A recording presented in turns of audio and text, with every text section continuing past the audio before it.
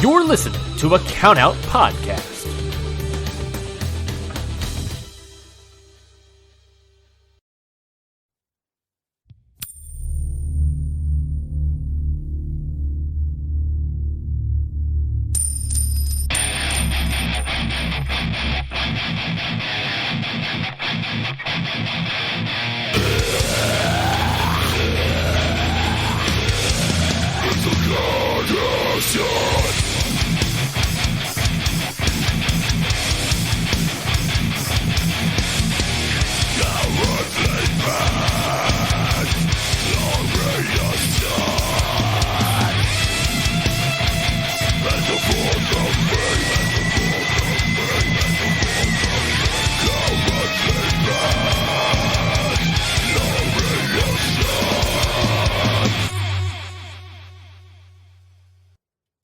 What it is, what's up, and welcome to another Okada's Shorts short episode. That's right, it's G-Wondering, night 17 of the G1 Climax 32. It came to you live from Nagano on Sunday, August the 14th of 2022. I got to tell you guys, I started off with this one with a malaise of ordinariness. Just because, I think the layout of the tournament has led to, a few of these guys already being, mathematically eliminated. And so as a result, maybe that sort of took away some of the shine. I didn't think, I knew that, Taichi and Great Okan couldn't get through. I knew it would probably lead to Cobb being mathematically eliminated. Even though he could get through, there was a real slim chance. It did hold the fate of Finlay and the 7-way tie, which was a little bit interesting. But really, for me, the night was all about the final match. And if the hopes of my best case scenario, if my girlfriend, Hiroshi Tanahashi, could come through, win the day, and head on to win the G1, which would be my dream scenario. So, in this particular night, we started off with Yoshihashi versus David Finlay. David Finlay is all over Yoshihashi. It's his block to win, and he wants to do it right here, right now. But the perennial underdog that is Yoshihashi was not having it and was fighting really well from underneath. Still an awkward dude coming to the ring. Those 30 seconds, whatever it is, 1 minute of entrance time counts for a lot in a match, and it's Yoshihashi's biggest weakness. I've talked about it before.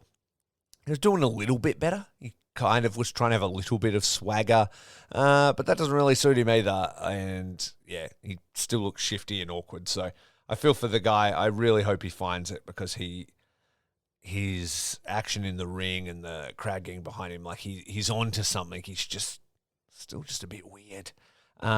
This was actually a great match too.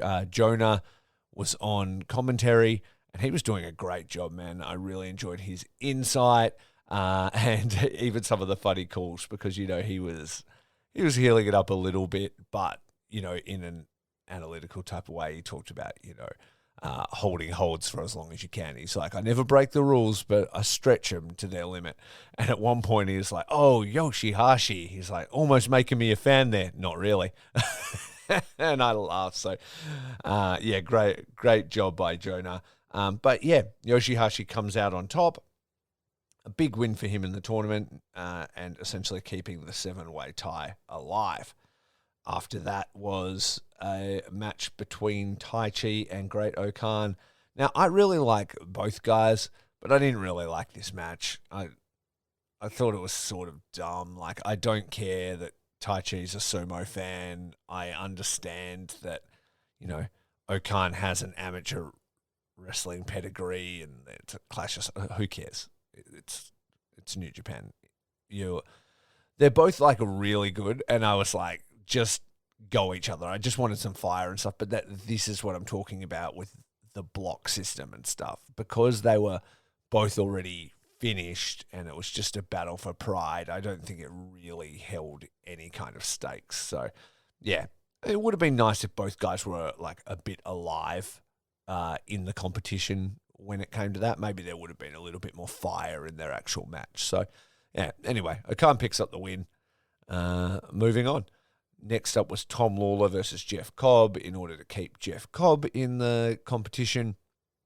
Again, the only thing that Tom Lawler has on deck or at stake is his pride and doing as well as he can. And I thought he sold that quite a bit better. And I enjoyed the match. Like I thought they were. I know they've versed each other in GCW's Bloodsport, Josh Barnett's Bloodsport. I didn't see that match. I did like this though. The emotion coming through from Filthy Tom and the sort of story of, I guess, his ways in Strong versus his ways in Japan and life goal and at the age he's at and things like that has been coming across well. And I think that was like a really big win for Tom over Jeff. Jeff didn't do nearly as well as I thought he'd do in this tournament, but I guess he did have his like really big year last year where he was essentially almost undefeated. So, yeah, it was what it was. As I was saying, in this one, I was really had my eyes peeled towards the next week because so much stuff was going to be decided, and a few of these, when both guys aren't live or whatever, I don't know. I just prefer the normal layout of G1. I think I prefer the 2 blocks, night for night, and see where it's going. Anyway, on to the final match of the night, and it was Hiroshi Tanahashi versus KENTA. And man, I really liked this. Now, I've really liked KENTA since he's come to New Japan, but I haven't really liked KENTA's matches since he's come to New Japan. That may be sacrilege for some people or whatever, and some people like my co-host, your good friend Curtis Spears, who is a huge Noah fan from back in the day. I wasn't aware of him when he was like, kick your head off KENTA. I first became aware of him like in NXT when he debuted and became Hideo Itami, and didn't particularly impress me there either. And so, though I've seen clips and stuff of what he was, I've never really seen that, And I don't think it was until his hardcore match at Wrestle Kingdom with Tanahashi and that glorious shit show that was, that I really started to like him. I had liked his, promos, and I'd liked his look, and I'd liked everything about him when he'd come to New Japan, but just the matches always fell a little bit short for me. This one didn't fall short at all. I would say this is Kenta's best match in New Japan since I've seen him. And again, just another example of Tanahashi bringing out the best in his opponents. This becomes so hard-hitting, so personal. Some of the stiff slaps they're giving each other, and particularly Kenta's giving Tanahashi in the face and winning that. This felt, I guess because of their previous history and stuff, felt a lot more personal and real. And even though Kenta didn't really have any stakes, his stakes were ruining Tanahashi's competition. And it's exactly what he went on to do. And yeah, I just loved it, man. I thought it was really cool. It was one of the more brutal go-to-sleeps I've even seen Kenta do. There's some guys that just don't know how to take it. That even looked killer. It was just dope, man. And though I was sad, I had been keeping hold of the thin dream that Tanahashi could go on to win the G1. I mean, it wasn't really going to happen, but I thought it would have been awesome, and I'd laid out some pretty awesome arguments as to why it would be a good idea, in my personal opinion, but it was not to be. So, an amazing match, though. If you haven't seen it, please check it out. It was killer. Now, I'm not going to go through the full standings for our Pick'ems contest here, because the next night is to come and a lot is decided there, which essentially will reveal who wins the tips. And then Curtis and I are going to do like a big sort of G1 finals episode where we'll get together and we'll talk about the semis and the finals. So I will say from this night, out of the matches, I actually got 2 of them right. And in the previous episode, I was talking about how my picks may have been the fever dream of a madman, but it kind of worked out okay. I had picked Yoshihashi to beat Finlay, and I had picked Great Okan to beat Tai Chi. But I had picked Jeff Cobb to win and Tanahashi to win. That didn't happen, so I picked up 2 more pick'ems. Now there's 1, 2, 3, 4, 5, 6, 7, 8 matches to decide the end of the contest, and Curtis will be running those down for you tomorrow. So make sure you tune into that and catch out everything that he has to say about what is going to be a glorious night of G1 Climax 32 action to decide the fate of the semi-finalists of the G1 Climax 32. I want to thank you all for listening. This has been really fun. This is my last solo G1 effort, and it's been fun, man. It was easier than when I did every single one on my own. Weird layout of the competition and the tournament aside, it was still fun to kind of mix it up, and having Curtis to lean on, doing alternate nights made it all a lot more bearable with what is an already busy night. So, a busy life. So, thank you for listening. I hope you've gotten some enjoyment out of it. I hope you've had fun with this, concept that we do.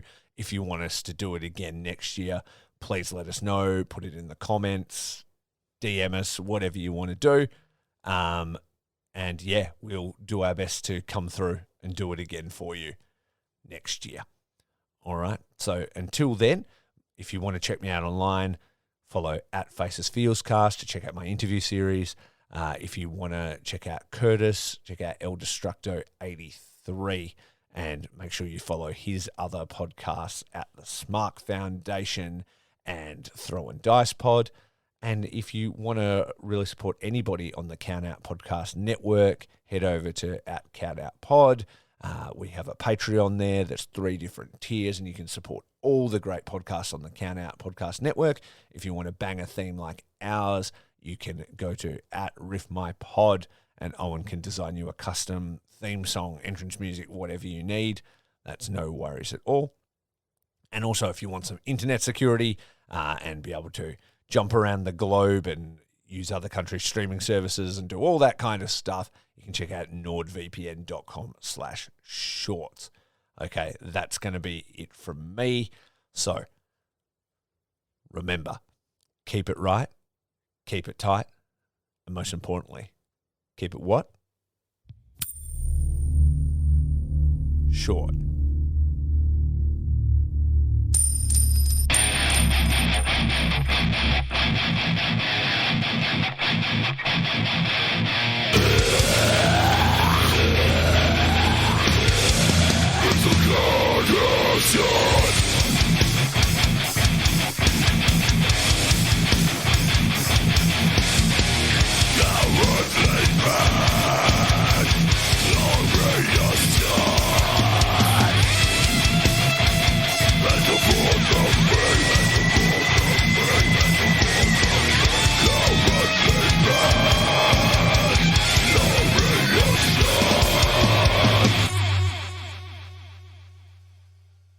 Hi guys, this is Lauren, your proud host of Your Dose of Death. Just give me a little quick tune in to make sure to listen to Your Dose of Death.